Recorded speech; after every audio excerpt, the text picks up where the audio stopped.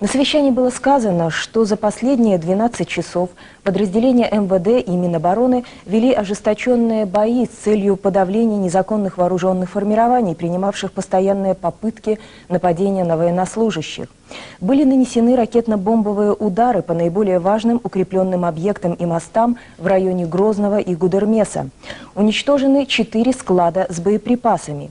На совещании подчеркивалось, что после отказа Дудаева от неоднократно предлагаемых ему переговоров действия незаконных вооруженных формирований приобрели повышенную активность и жестокость.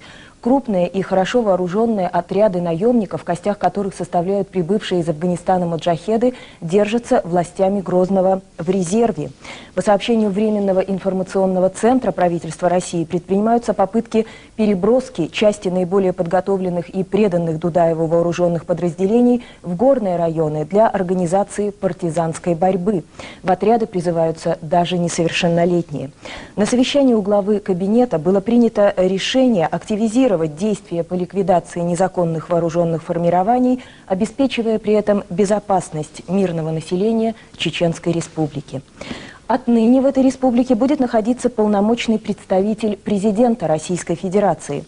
В соответствии с указом президента, полномочный представитель будет координировать деятельность федеральных и местных органов исполнительной власти и взаимодействие представителей президента России в краях и областях Северо-Кавказского региона при решении ими вопросов по нормализации обстановки в Чечне.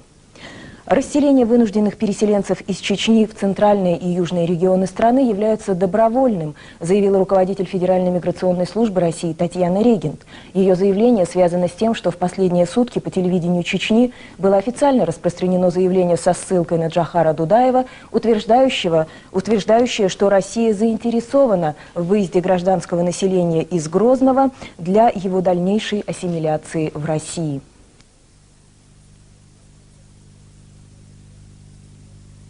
Все без исключения народные движения и политические партии республики. Они за мирный исход конфликта, чтобы он не перерос в новую общекавказскую войну. В этом видит свою миссию и дагестанское общественное объединение «Маслиат», в переводе «примирение». Свою позицию делегация этой организации изложила на встрече в городе Хасавюрте с Национальным советом чеченцев Дагестана. Было зачитано обращение Маслиата к президентам России и Чечни по официальным источникам в Хасавюрте и Хасавюртском регионе Дагестана около 20 тысяч беженцев. Вернее сказать, беженок, матерей с детьми. И ночью, и днем принимаем этих беженцев. Но в данное время у нас в садике уже насчитывается где-то около 308 человек. 58% это дети. Лишь бы все это кончилось и вернуться домой. Вот я могу чувствовать. Министр иностранных дел России Андрей Козырев заявил сегодня, что путь к решению чеченской проблемы он видит в неукоснительном выполнении задачи разоружения незаконных формирований с помощью всех необходимых для этого средств, в том числе и в военных, и в развитии политического процесса урегулирования в регионе. Полное одобрение действий российского руководства в Чечне выразил сегодня руководитель Грузии Эдуард Шеварднадзе. Он подчеркнул, что президент Ельцин руководствуется высшими интересами государства и действует в соответствии с Конституцией России.